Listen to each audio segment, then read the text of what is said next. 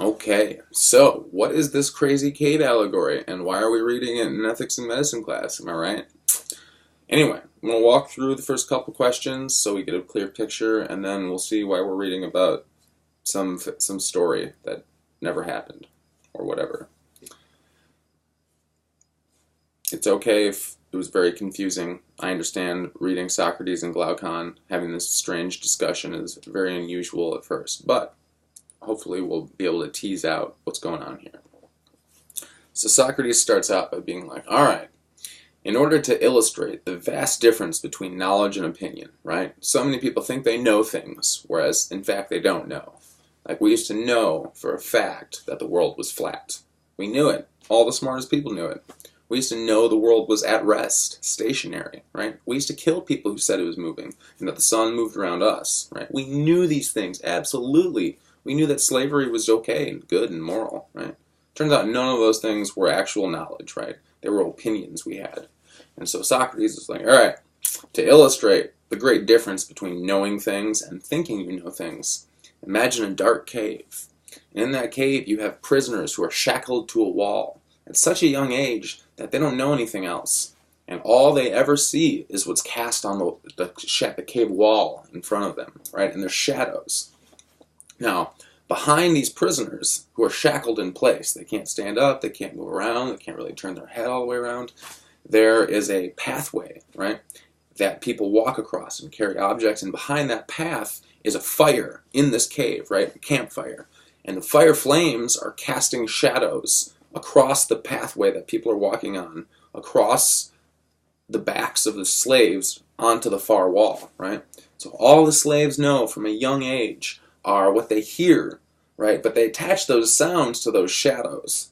So they think those shadows are real, right? And Socrates says, well, imagine a prisoner somehow being freed, right? And breaking his chains and standing up and turning around for the first time in a cave.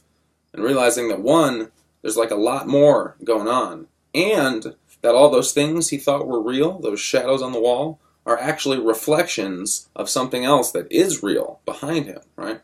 And he says, you know, the prisoner would be perplexed and stunned, and eventually would crawl his way towards the entrance, right, towards the light of the cave. But it'd be painful, it'd be difficult, because if you've been in darkness all your life, imagine how long it would take for your eyes to adjust to the light of day, right? And he's like, all right, lo and behold, the prisoner makes it out of the cave, right? Glory be. And, you know, the startlement of looking at the true world, right, and seeing the sun, which is the source of pretty much all life and stuff on the earth, right? It's not the shadows, it's not even the campfire in the cave, right? The sun. And he's like, imagine that prisoner, you know, thinking about life in the cave, right? Because the people in the cave who are prisoners, they don't know they're prisoners, right? That's the kicker. If it's all they know, it's just life, right? And he says, imagine someone going back into the cave, right, and telling the people, what would they do, right? Would they be greeted as a hero? He says no, right? They would be greeted as a crazy man, a lunatic. Like, hey, the world's circular, it's in motion, moving around the sun. They're like, kill him, right? He's like, hey, slavery's immoral, like abolitionists, right? They're like, kill him, disruptor of the common good, etc., right? They veto it. Like, hey, you're a slave. You don't need to do what they say. They're no better than you. Kings aren't divinely appointed, right? And in fact, they would kill him, Socrates posits, if he goes back in, right? So this is the sort of arc of the story. I've attached a diagram in there so you can see it play itself out a little bit. But what's this mean, right? Because obviously we live in America. We're not chained to a wall. How does this apply to us? Well, let's assume it does apply to us. What do the shadows on the wall represent, right? The first question. Well, the shadows represent everything the prisoners believe about the world. What's true and false, right and wrong. I mean, everything. Are people good? Are they bad? Right? Can we trust this? Can we not trust this? Is this a good thing to do? Is this not a good thing to do? Right? Is democracy the best form of government? Are all lives equal? Is all life precious? Right? These are things most people believe are true, right? But who's to say? Is Santa Claus real? Right? Should you always do what adults say? All adults, right? Are your parents always right? Eek, right? All of our beliefs, 100% of them, whether science is real, whether creationism is real, whatever. Whether the two can coexist, whether the two can't coexist. You get my point. 2, who are the shadow casters, right? Who are the people who cast the beliefs of our society? Well, I mean, think about it. You know this, right? Who forms your beliefs about the world? Hopefully, first and foremost, your family, right? Your friends, your peer groups. Who else shapes your beliefs? Oh, how about your religion, right? Does religion influence people's beliefs? The media, the fourth estate. Yeah, you think the media, right? And through the media, corporations who are trying to sell you stuff and get you to consume and finally make your life happy through one more acquisition sort of thing. Who else casts beliefs? Oh, education. Do you think 14,000 sitting hours in a classroom at the most formative ages of your life is going to like influence your beliefs about the world? Perhaps.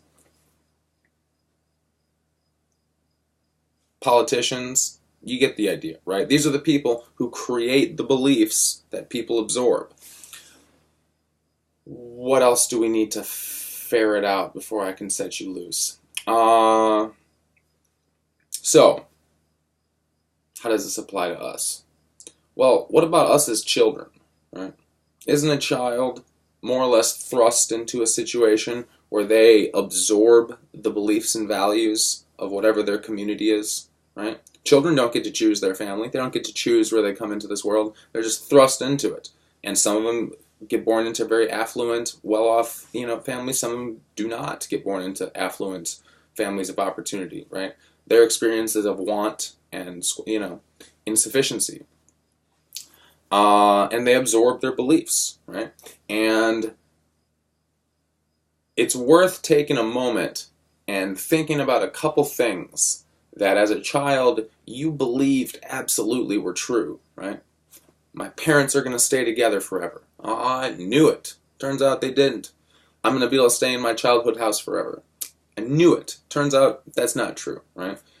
The classic one, Santa Claus. I don't want you to dribble that Santa Claus at me, right? What are things that you knew absolutely were true, right? That this is my true love, right? We're going to stay together. Oh, that one hurts, right? Because you think about the experience of turning around in the cave and how startled and perplexed and difficult that is. I mean, think about people who are raised very religious. They're told God exists, He loves you, there's a purpose, wherever the door's closed, a door opens, right? But your experience of life as you get older is one where you just see enough suffering, enough bad people getting ahead, enough good people getting stepped on, that you're like, no benevolent, loving God would allow this to happen, right? And you decide that God's a ghost, right, that people made up. That's like a very difficult realization, right? That's like your world is kind of crumbling. How do you know what you know, right, if that is disproven? And the opposite happens too. There are people who are raised, very atheistically, right? It's all just probability and atoms, right, and chance and chaos. And there's no higher purpose, there's no end game, right? And as the people get old, and these are very intelligent, people who hold these thoughts often, but as the person ages and gets older, they see enough coincidence, enough higher purpose, enough things falling in place at the right time, enough connection with their experience, the world around them, however they view their place in the world, and they come to a deep realization, not like a conceptual realization, oh, that makes sense, but an inner, we have different levels of recognition of things. That in fact there is a higher benevolent purpose running through the universe. And then suddenly God's real, right? Having been raised without, that's a startling, that hurts to take all that on or let it go. And this is the turning around the cave, right? And so I urge people to take a couple minutes to think about things that you were so certain you knew, that America is only a force for good in the world, right?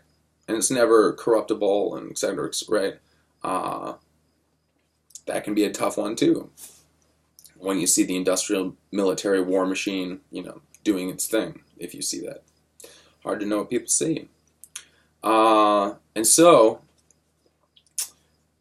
it's fairly easy to see how, as children grow up, they turn around in the cave a couple times, right? And they realize that certain friends aren't actually their friends, maybe always telling the truth and won't get you ahead, right? Although it may still be the right thing to do. But, you know, all these things that you're just told mantras as a child, you gotta, like, reevaluate, right? But now, we're all adults here, right? Praise, hallelujah. Aren't we out of the cave now? I mean, aren't you savvy to the world? Don't you see things clearly, right? Well, if you think about it, it's hard to know if you're out of the cave or not, right? Like, hopefully, you're in a bigger cave than you started out in.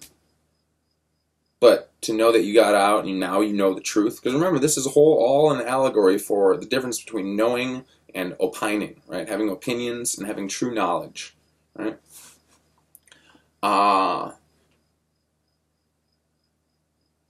And a lot of us, when we think about it, probably admit humbly that we never fully make it out of the cave, right? We've disproven many falsehoods in our life, but to say we know something, very tricky.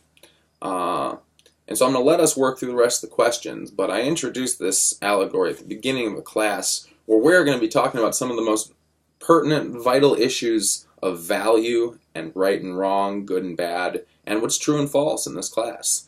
And it's worth having a humility towards the great history of human error in thinking. Like, human thinking is prone to error. We need a standard, right? And in this class, I think we'll do very fine. This class has run very well for many years. We're going to really work at challenging the ideas, not the author, and being humble to taking in new information. Because I'm going to be pushing both sides of every argument as strong as I can. But with the understanding of us as prisoners and the shadows as all of our beliefs, true, false, right, and wrong, 100% of them.